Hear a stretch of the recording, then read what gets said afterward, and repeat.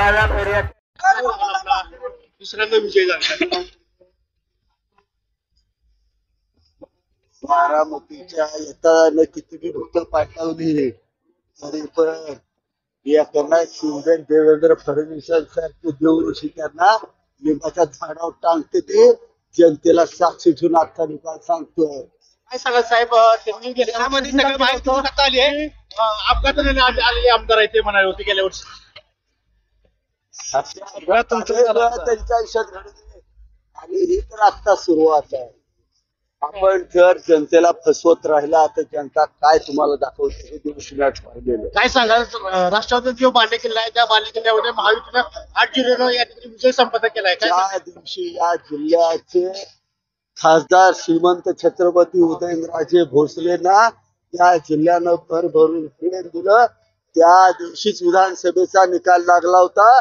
या जिल्ह्यामध्ये इथनं पुढं फक्त महायुतीच येणार, बाकी कुणाचीही दुकानदारी चालणार नाही।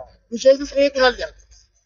सर्वच श्रेय हे राज्य सरकारला जातं, आमच्या नेत्यांना जातात। मुख्यमंत्री एकनाथ शिंदे साहेब, देवेंद्र फडणवीस साहेब आणि अजितदादा पवारांच्या सरकारनं मागच्या 2.5 वर्षात हे प्रचंड काम सामान्य जनतेसाठी केलं, ते आपण पाहिलेलं आहे।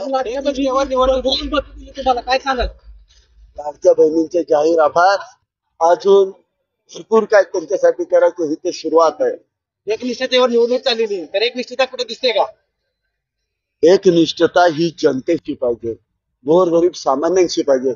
एकनिष्ठता स्वतःच्या परिवाराशी असल्यानंतर काय परिस्थिती होती ते आजच्या निकालानं आपण पाहत आहोत।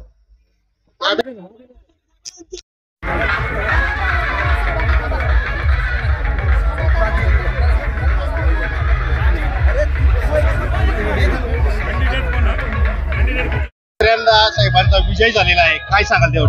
हा विजय अपघाताने नाहीये, पहिल्यांदा हा विजय आहे, हा कोरेगावच्या जनतेचा विजय आहे, कोरेगाव खटाव साताऱ्याचा। हा मैदानाने कोरोनात केलेल्या कामाचा विजय आहे, हा विजय विकास कामांचा आहे आणि हा सत्याचा विजय। काय सांगाल साहेब, ताई, लाडक्या बहिणीचा जी पेट आहे तो पडलाय का? काय 100% लाडक्या बहिणीचा एक पडला। आज साहेबांची दुसऱ्यांदा आमदारकी या ठिकाणी विजय संपादन केलेला आहे, त्याचं श्रेय कुणाला द्या? त्याचं श्रेय कोरेगाव खटाव साताऱ्याच्या पूर्ण जनतेला देणार। काय बोला या विजयाबद्दल काय सांगाल? 2019 पासून आमदार महेश दादांनी कोरोनामध्ये एक सेवाभावी वृत्तीनं केलेलं कोरोनामध्ये काम आणि त्यानंतर 5,740 कोटींचा न भूतो न भविष्यती असा निधी, जे काम गेले 40 वर्षात कोरेगावात झालेलं नव्हतं, ते आमदार साहेबांनी एखाद्या स्वप्नाप्रमाणे करून दाखवलेलं आहे। पाण्याचा प्रश्न कैलासवासी लक्ष्मणराव इनामदार जी कटापूर योजनेद्वारे 40 वर्ष प्रलंबित पाण्याचा प्रश्न सोडवलेला आहे आणि 98% जमीन ही सिंचनाखाली आणलेली आहे।